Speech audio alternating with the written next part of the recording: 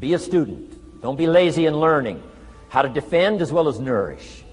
How to grow as well as take care of your enemies. You got to learn. Let your library indicate that you're a serious student about personal relationships with your family, gifts and skills, economics, and all the rest. Here's the next one. Economics. We're going to study that when we come back from our break. Economics. We're going to cover, especially for the kids today, how to become financially independent. We're going to let the adults listen. I've been teaching kids for the last 18, 19 years how to be rich by 40, 35 if you're extra bright. Most kids think they're extra bright. They go for 35. Or much sooner if you find a unique opportunity. We're going to get into that. Be a student of economics. Next, culture, sophistication. Don't leave that out of your life. Culture, sophistication. Culture is part of the fabric of the nation. Culture is what makes us different than dogs and animals. Culture is what makes us different from the barbarians. Culture, sophistication. Be a student of the dance and the art and music and all the rest of those extraordinary human values that are possible for us all to participate in as well as to enjoy. Be a student of culture. And the last one is spirituality. Study it from the Bible and all the related books about spirituality. If you're a believer, study and practice. Let your library show you're a serious student. Next, keep a journal. Shelf said, Mr. Rohn, not only be a student, but the good ideas that you develop from the books. Keep a separate journal. Write all this stuff down. Here's what he said. Don't trust your memory.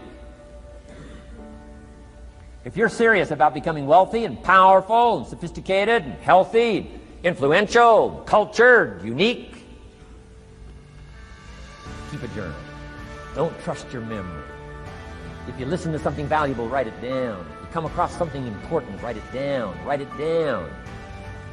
Now, I used to take notes on pieces of paper and torn off corners and backs of old envelopes and restaurant placemats and long sheets and narrow sheets and little sheets and pieces thrown in a drawer. Found out, best way, keep a journal. I've been keeping these journals now since age 25.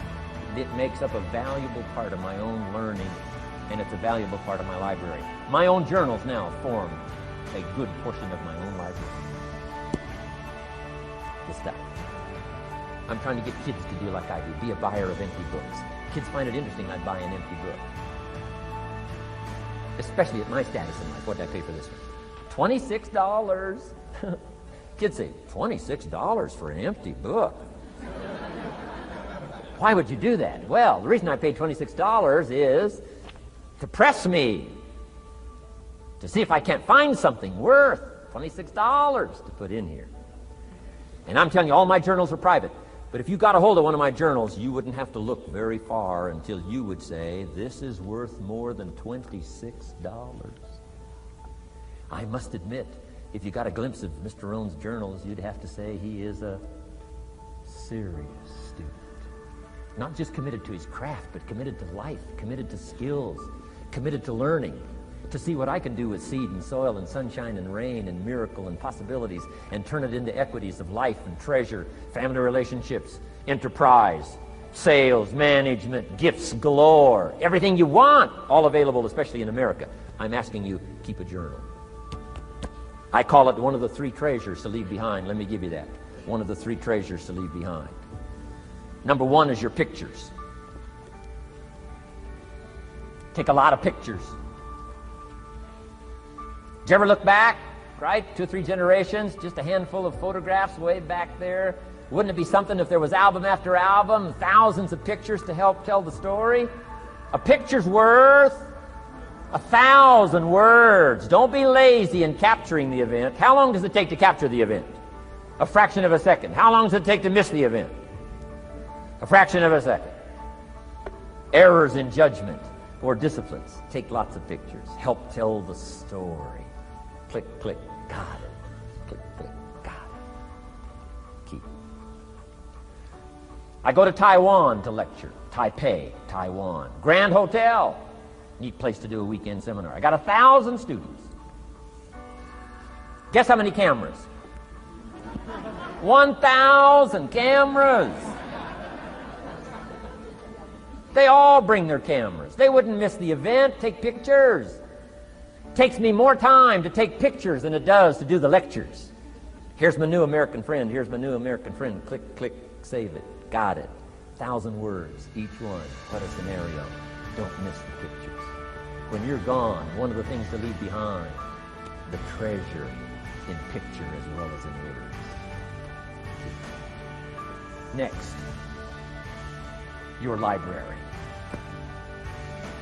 The library that you gathered, that taught you, that instructed you, that helped you to defend your ideals, that helped you to develop a philosophy, that helped you to become wealthy and powerful and healthy and sophisticated and unique. The library that helped you conquer some disease, the library that helped you to conquer poverty, the library that caused you to walk away from the ghetto, the library, the books that instructed you, fed your mind and fed your soul. Leave your library behind. One of the greatest gifts you can leave behind is your library. Stepping stones out of the darkness into the light. Your library. So leave your books behind.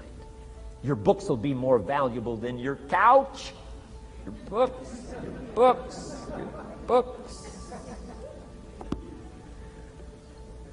And third is your journals. The ideas that you picked up. The notes you took at seminars like this.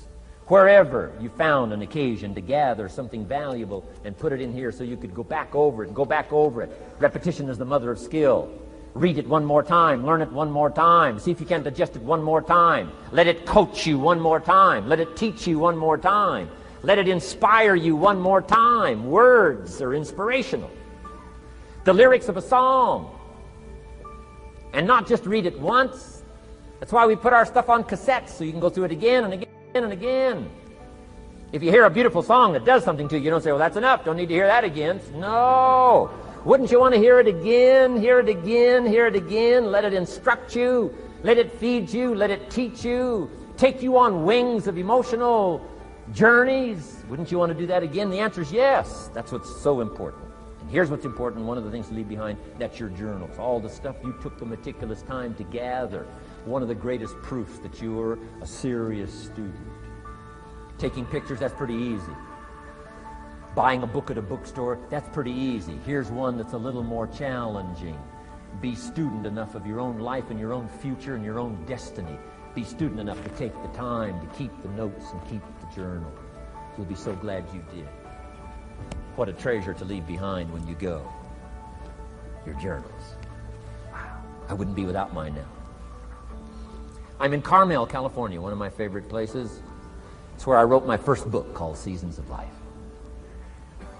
I went to this little church one Sunday morning. First time I'd been there. Little small church, I don't know, 150 people. Classic sermon that morning. Classic sermon. One of the best I've ever heard in all of my life. I happened to be there. And I had my journal. While this sermon is going on, I can't believe it was so precise, it was so unique, it was so powerful. And I've got my journal, and I'm taking notes. I'm taking notes of this classic sermon. Guess how many other people were taking notes? Approximately, guess. How many do you suppose? It looked like, best as I could tell, I'm the only one taking notes of this classic sermon. Now, since I'm a stranger there, and it's the first time I've been there, and I'm taking these notes, people started looking, who is he, and what's he doing? I started feeling just a little bit uncomfortable. I'm still writing. Now I'm feeling kind of like a spy, right? I could hear some of them say, he's going to get out of here with some of this stuff. And I did. I'm the guy that walked away with the stuff. I'm asking you to be no less sincere and be no less committed to the advancement of your philosophy, the set of the sail. Talk about have your best year ever this year, and then get ready for next year, your very best year ever, and they'll start being the best year after year. If you'll commit yourself to some of this simple stuff called personal development, start with a walk around the block. Start with the refinement of your philosophy. Start with the teaching of your own fabulous mind, where all the answers are.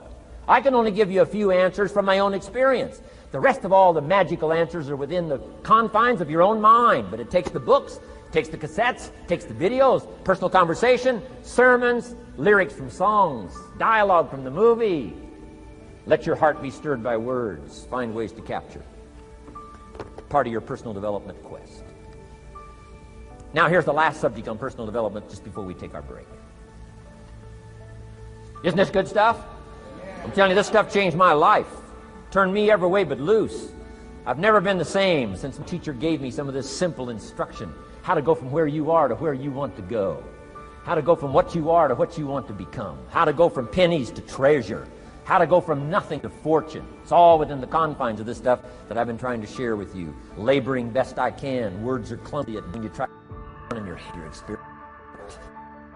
But I'm doing my best today, and I'm excited about it. Appreciate you taking all these good notes.